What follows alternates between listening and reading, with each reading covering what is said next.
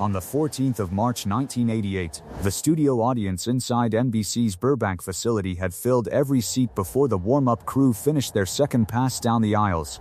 Stage 11 held 412 people that night. The overhead lights ran at 94 degrees Fahrenheit above the main floor. The guest chairs were already set. The coffee was already cold. Steven Seagal had arrived 3 hours early. He stood near the rear corridor, 6 feet 4 inches tall, 231 pounds, 40 years of age, and at the precise apex of a career that had rewritten the rules of what an action film could cost and what it could earn. His first feature, released 8 months prior, had crossed $41 million domestic against a budget of $6 million. The trades had spent the better part of a year calling him the most dangerous man in Hollywood, and the phrase was not purely promotional. He held a 7th degree black belt in Aikido, the highest rank awarded to a non-Japanese practitioner at that point in the art's Western history. He had trained under Koichi Tohei. He had run a dojo in Osaka for 11 years. When he moved the way water moves through a narrow opening, without apparent effort, without announcement, and without the possibility of being stopped by the shape of whatever stood in the way. He knew the other guest that evening would be Chuck Norris. In the next 41 seconds, 3 movements would occur in a corridor no wider than 8 feet. What those movements added up to would be discussed in gyms and on film lots for the next 3 decades. Not one person in that building understood what they were about to witness. Not yet. The story of how it began requires understanding what Steven Seagal believed to be true about himself in the early months of 1988. And why that belief, precise and detailed and built on genuine accomplishment, carried inside it a single crack that he had not yet located. He had not been a dilettante. That matters. A man who has earned nothing is easy to dismiss. And easy to dismiss is easy to forget. Seagal had earned the credentials behind his name through years of work in Japan that most Western practitioners never attempted. He had absorbed punishment in Osaka dojos, where the instruction was conducted in a language he was still learning. He had passed examinations administered by men who regarded American martial artists with a skepticism that did not soften on request. When he came back to the United States and opened his own school in West Hollywood, the students who came to train with him left with a measurably different understanding of their own bodies. His technique in Aikido was not theatrical. It was not designed for cameras. It was designed for the specific and narrow purpose of ending a physical confrontation as quickly as the geometry of 2 human bodies in proximity would allow. He was, by any reasonable accounting, among the most capable men in that building. The crack was something else. It was the word he reached for when he spoke about himself in those months. It was the tone he used when the subject of other practitioners came up. It was the particular quality of certainty that does not ask questions because it has already written the answers in advance. He had begun to speak about combat the way a man speaks about arithmetic, as a domain of settled conclusions, not open inquiries. He had also begun to speak about Chuck Norris, not with hostility, precisely, with something more corrosive than hostility, with the specific patience of a man who believes he is the only one in the room who has correctly assessed the situation. In 2 separate conversations recorded by people present, Seagal had suggested that the Tang Soo Do tradition Norris carried, the tournament background, the film choreography, the television persona, represented a version of martial arts that the camera had made to look larger than it was. He had said this without raising his voice. He had said it as a man recites a fact. The words made their way, as words do in small professional communities, to the people they were least intended to reach. Chuck Norris arrived at stage 11 at 6:40 in the evening, 40 minutes before taping. He was 53 years old and 5 feet 10 inches tall. He weighed 178 pounds, which was 4 pounds less than he had weighed when he won the professional middleweight karate championship in 1968. He wore a dark jacket over a plain shirt. He was not accompanied by a trainer or a manager or a personal security arrangement.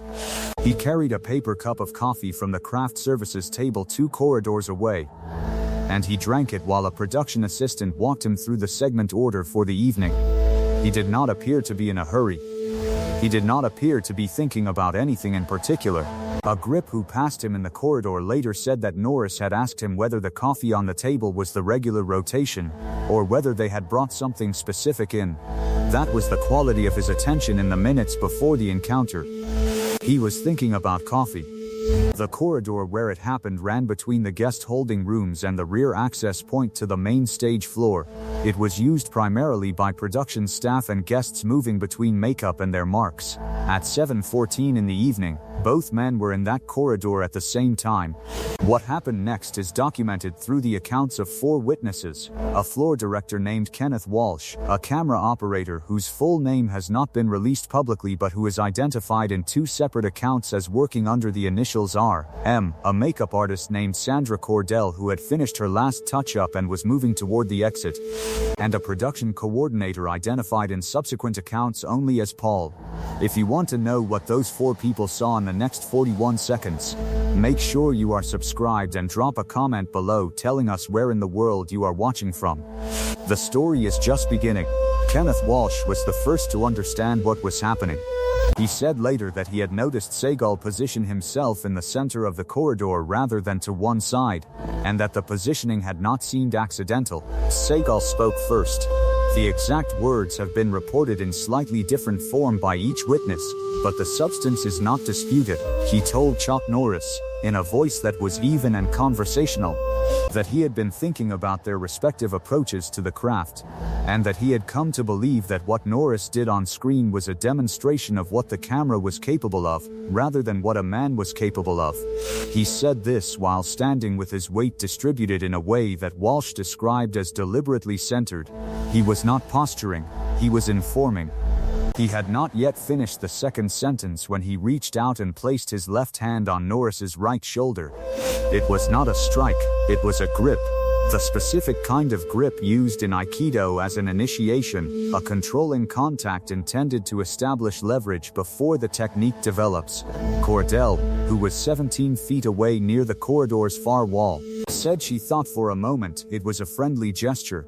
Then she saw Norris's shoulder and understood it was not. This was second 1. Norris did not step back. He did not raise his hands. He did not change the angle of his body in any way that was visible to the people watching. What he did was set down his paper cup, not quickly, not with any particular emphasis. He set it down on the electrical panel housing that ran along the corridor's left wall, with the same quality of motion a man uses when he places a cup on a kitchen counter, because he is about to do something that requires both hands. This was second 2. The corridor was 8 feet wide. Seagal had placed himself in the center of it, which meant he had approximately 4 feet of usable space on either side. This is relevant because a fight is not 2 men making contact. A fight is a calculation about distance, who controls it, who changes it, and who has already decided what they will do at each interval before the other man has finished deciding. Seagal understood this. He had built an entire system of movement around it. What he had not calculated was that the man across from him had spent 31 years understanding distance in a different and, in this particular geometry, more applicable way. Tang Soo Do, at the level Norris had practiced and taught it, is built on the outside, on the space between 2 bodies, on entries and exits, on the precise moment when commitment becomes exposure. It is a different language than Aikido. In a corridor 8 feet wide, with nowhere to extend and redirect, it was the more native tongue. Second 3. Seagal's grip rotated, initiating what Walsh, who had trained in judo for 6 years, identified as the early movement of a kote geishi, a wrist-turning throw. It was technically sound. It was the correct technique for the grip he had established. It would have worked on the overwhelming majority of men in that building. Norris was not there when the technique arrived. He had moved 6 inches to the left. 6 inches is not a large number. In the space of a technique's commitment, it is the difference between the throw landing on its intended axis and landing on nothing at all. Seagal's momentum, committed fully to the direction of a target that had shifted, carried him a half step forward. That half step was the thing. Walsh had both hands flat on a production case against the wall. He did not move them. R.M. had stopped entirely. The camera he was carrying, a broadcast unit weighing 19 pounds, was held perfectly still despite the fact that his arms were at full extension. Cordell had stopped walking. She said later that she had not made a decision to stop. She had simply stopped, the way a person stops when the air in a room changes temperature without explanation. Second 4. Norris's right hand came up inside Seagal's extended arm, not to block it, not to redirect it, to find the space that the committed technique had opened and occupy it before the opening closed.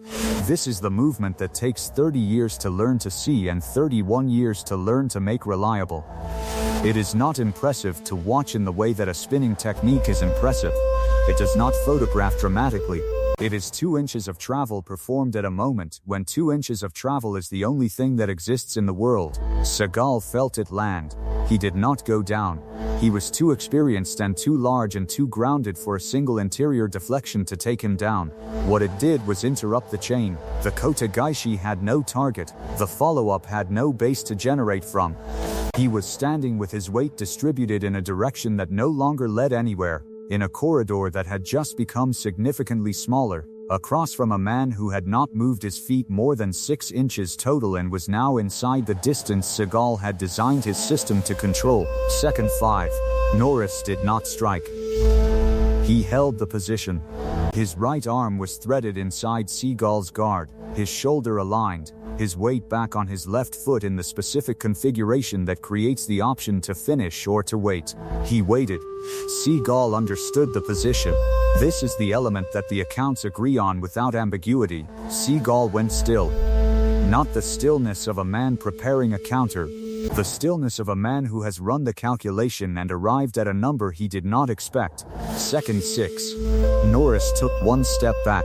He retrieved his paper cup from the electrical panel housing. He held it with both hands. He looked at Steven Seagal with an expression that Paul, the production coordinator, described as neither angry nor satisfied.